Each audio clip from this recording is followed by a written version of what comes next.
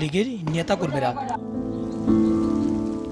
এক পর্যায়ে খুব কাছ থেকে গুলি করা হয় এমআইএসটির শিক্ষার্থী ইয়ামিনকে। নির্বিচারে গুলির পরও নৃশংসতা থামেনি পুলিশের।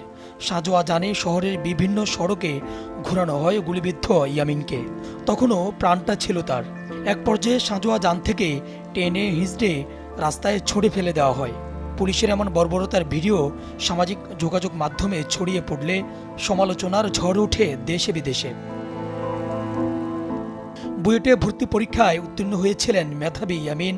সে বছর ছাত্রলীগের হাতে আবরার ফাহাদের নির্মম মৃত্যুতে সিদ্ধান্ত পাল্টিয়ে এমআইএসটিতে ভর্তি হন। কিন্তু নির্মমতা এড়াতে পারলেন না, ঘাতকদের হাতেই প্রাণ দিতে হলো তাকে। আমাদের একটু রেস্ট্রিকশন আছে কোনো সাংবাদিকের সাথে কথা বলার ক্ষেত্রে, ঠিক আছে? এমনিতে আমি থাকলেও আমি এখন কোনো সাংবাদিককে সাক্ষাৎকার দিতে পারবো না, কারণ আমাদের